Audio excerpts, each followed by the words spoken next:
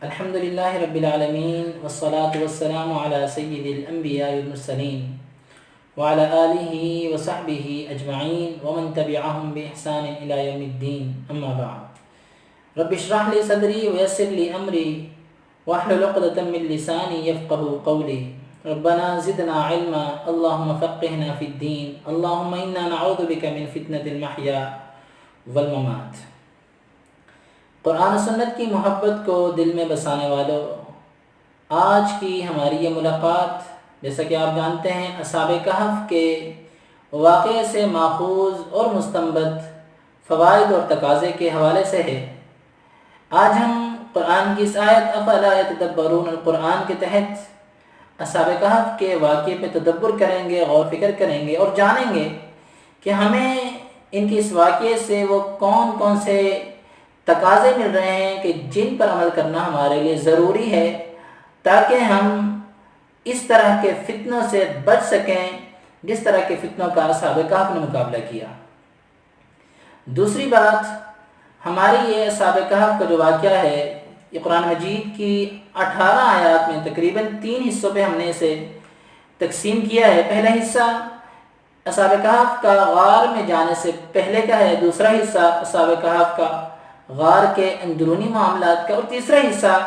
ان کی وفات کے بعد کا ہے۔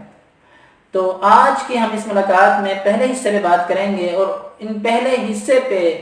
جو ہمارے لیے فوائد مل رہے ہیں ہم وہ یہاں سے چنیں گے، اور جو ہمارے لیے یہاں سے تقاضے مل رہے ہیں انہیں حاصل کر کے ان پہ عمل کرنے کی کوشش کریں گے۔ تو سب سے پہلے اللہ رب العزت یہ فرماتے ہیں ام حسبت ان اصحاب الکہف والرقیم کانوا من آیاتنا عجبا، کیا نبی صلی اللہ علیہ وسلم آپ نہیں جانتے، کیا آپ نے یہ سمجھ رکھا ہے کہ اصحاب کہف یہ ہماری عجیب نشانیوں میں سے ہیں؟ اذ اول فتیۃ الی الکہف فقالوا ربنا آتنا من لدنک رحمہ وہیئ لنا من امرنا رشدا، کہ جب یہ نوجوان ایک غار میں پناہ لے لیتے ہیں تو پھر یہ دعا کرتے ہیں اے ہمارے رب ہمیں اپنی طرف سے رحمتیں عطا فرما اور ہمارے لیے ہمارے اس کام میں آسانی پیدا فرما، ہماری رہنمائی فرما۔ فضربنا علی آذانہم فی الکہف سنین عددا، اللہ فرماتے ہیں کہ ہم نے ان کے کانوں پہ تھپکی دی، غار میں کئی سو سال تک وہ سوئے رہے۔ ثم بعثناہم لنعلم ای الحزبین احصی لما لبثوا امدا، پھر ہم نے انہیں اٹھایا تاکہ ہم جان لیں کہ کون سا گروہ زیادہ اپنی اس مدت کو جو وہ ٹھہرے ہیں شمار کرنے والا ہے۔ اب ان 4 آیات میں 18 آیات میں سے یہ پہلی 4 آیات یہ اصحاب کہف کے اجمالی اور مختصراً اس واقعے کی تفصیل بیان کر رہی ہے کہ یہ ہے اصحاب کہف کا مختصراً واقعہ جو ان کی خوبی بیان کر رہا ہے کہ اللہ رب العزت نے ان کے اس واقعے کو ذکر کرنے سے پہلے، تفصیلاً بیان کرنے سے پہلے ان کا اجمالی طور پہ تذکرہ کر دیا۔ اور دوسری خوبی ان کے اس واقعے کی یہ ہے کہ ان کے واقعہ قرآن کے عین وسط میں بیان کیا گیا ہے۔ آپ دیکھ لیجئے کہ الحمدللہ سے لے کر سورہ ناس تک، سورہ فاتحہ سے لے کر سورہ ناس تک درمیان میں ان کے اس واقعے کو اللہ رب العزت نے قرآن میں زینت بخشی ہے۔ اب چلتے ہیں ان کے اس واقعے کی پہلی آیت کی طرف۔ نحن نقص علیک نبأہم بالحق، اے نبی ہم آپ پر ان کا واقعہ بیان کر رہے ہیں سچا سچا۔ انہم فتیۃ آمنوا بربہم وزدناہم ہدی، وہ واقعہ کیا ہے؟ انہم فتیہ، پہلی چیز کہ وہ نوجوان تھے۔ آج ہمارے ان نوجوانوں کے لیے یہ رہنمائی ہے کہ تمہارا بھی یہ حق اور فرض بنتا ہے کہ جس طرح وہ اصحاب کہف نوجوان تھے، اپنی جوانی کو صرف اور صرف اللہ کی رضا کے لیے قربان کر دیا، تو یہ ہمیں کہہ رہے ہیں کہ یہ ہمارا یہ تقاضا ہے، کہ اس واقعے کا یہ تقاضا ہے کہ تمہارے اوپر لازم ہے تم نوجوانوں پر کہ تم بھی اللہ کی توحید کی خاطر ہر قسم کے باطل کے سامنے سر کبھی مت جھکانا۔ آمنوا بربہم، وہ اپنے رب پر ایمان لے کے آئے۔ پہلی چیز کہ اللہ رب العزت پر ایمان لانا، اللہ تعالیٰ کی توحید کو آگے لے کے چلنا، اللہ تعالیٰ کی توحید کو سمجھنا، اللہ تعالیٰ کی توحید کو سمجھ کر دوسروں کو سمجھانا۔ وزدناہم ہدی، اللہ فرماتے ہیں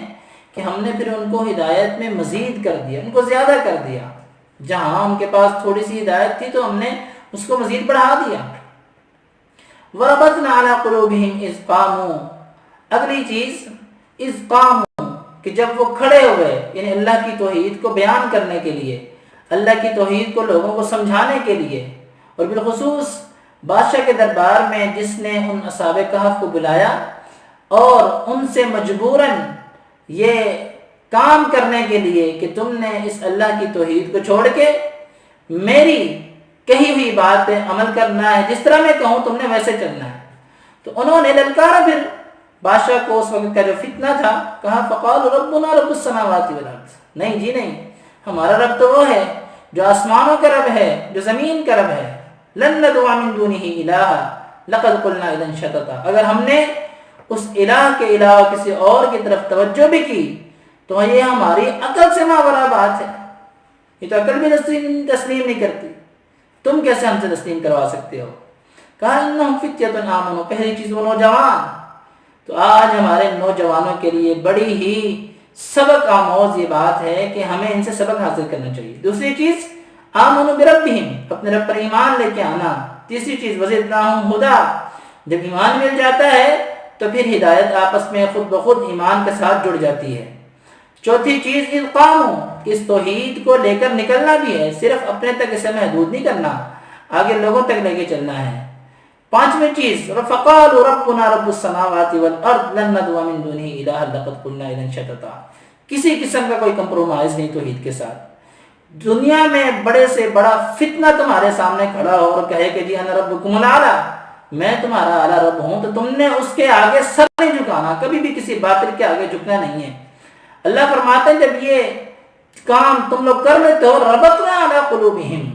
ہم ان کے دلوں کو مضبوطیاں عطا کر دیتے ہیں، ہم ان کے دلوں کو مضبوطیوں کی گرہ باندھ دیتے ہیں جو کبھی کھلنے نہیں پاتی۔ یہ ہیں وہ اصحاب کہف جو اللہ تعالیٰ کی توحید کو لے کے نکلے ہیں۔ ان 5 باتوں کو ذہن نشین کر لیجئے کہ جب ہم ان چیزوں کو